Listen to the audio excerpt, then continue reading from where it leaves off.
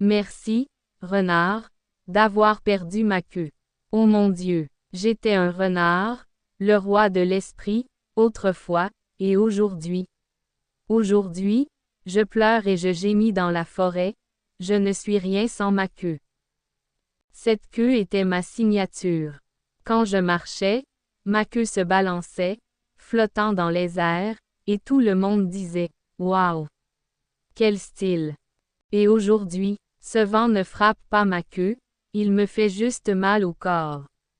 Hier soir, j'étais un renard à la mode, et aujourd'hui, je suis un renard local sans queue.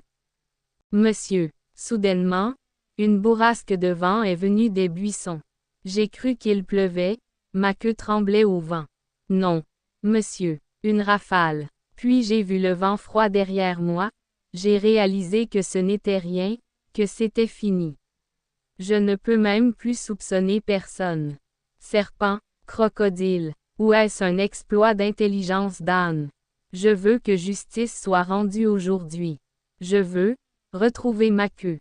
Sinon, je dois changer mon nom Instagram. Verdict du tigre. Je suis le juge de cette forêt. Le tigre, pas le roi lion, mais le roi de la loi. Cette forêt traverse une crise profonde aujourd'hui.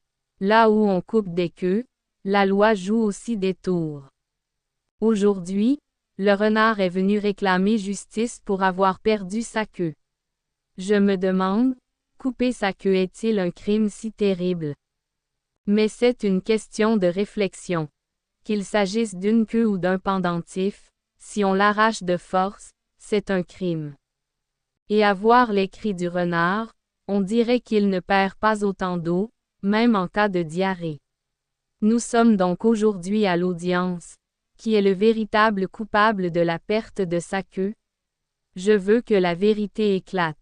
Personne ne devrait blaguer avec la loi de cette forêt. Et s'il s'avère qu'il se coupe la queue par erreur, alors il n'y a aucune excuse, car selon la loi, c'est de l'automutilation involontaire. Témoignage de l'âne. Monsieur, je suis le seul témoin vivant de cet incident. Je l'ai non seulement vu, mais j'écris aussi un poème en son honneur. Le renard frère était assis dans le buisson, chantant et remuant la queue. Mais soudain, un gazouillis a retenti derrière lui et sa queue s'est envolée. Je mangeais de l'herbe près d'un bambou à ce moment-là. Soudainement, j'ai aperçu une ombre derrière le frère renard. Cette ombre était bien étrange. Des jambes lourdes, des yeux pétillants et quelque chose qui lui pendait au cou. J'ai compris. Ce n'était personne, c'était le fameux fantôme, le fantôme mangeur de queue. Le frère de mon grand-père a aussi été victime de ce fantôme à son mariage. Sa queue est passée sous la hache sur la scène. Bref, je ne comprends rien. J'ai juste entendu un gazouillis et le renard frère a crié. « Oh, queue, où es-tu passé? » J'ai dit. « Monsieur, il y avait quelqu'un, mais ce n'était ni un humain, ni un animal, c'était bel et bien un fantôme. » Mon grand-père disait souvent. Même les paroles d'un accro à la marijuana sont parfois vraies. Je suis cet âne sincère. Argument de l'avocat de l'ours. Votre honneur, juge Bagusure, je suis venu ici aujourd'hui pour défendre la vérité et protester contre l'insulte de la queue du renard.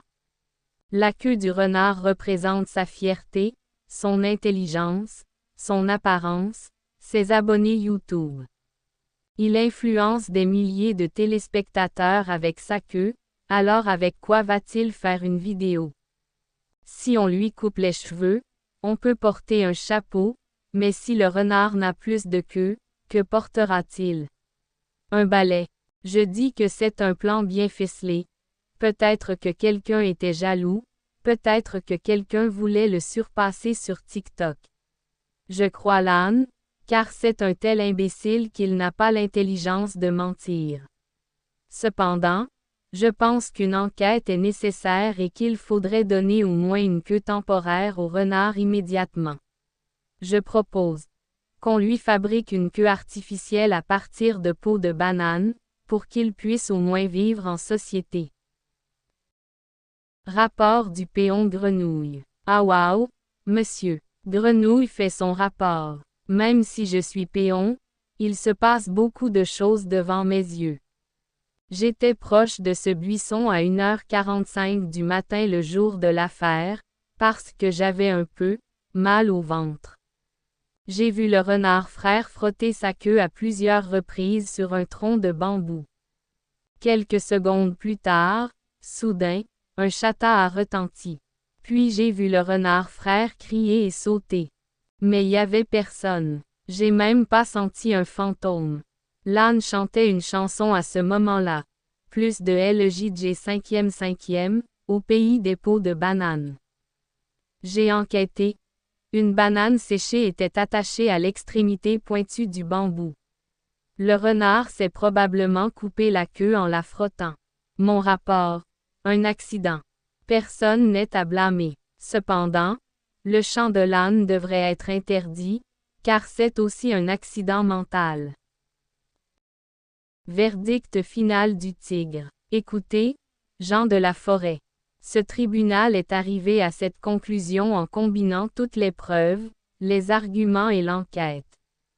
Personne n'a coupé la queue du renard, il s'essuie la queue en se frottant le dos. L'âne est un témoin innocent, mais pour son imagination débordante, il est surnommé « l'âne silencieux ». La proposition de fabriquer la queue de Monsieur Ours est acceptée. Une queue artificielle doit être fabriquée à partir de peau de banane dans un délai d'1 semaine. Le péon grenouille a reçu un paquet d'insectes en récompense. Et le renard a été informé. Comprenez votre erreur, la queue n'est pas seulement un corps, c'est aussi une responsabilité. Le procès s'est terminé ici. On verra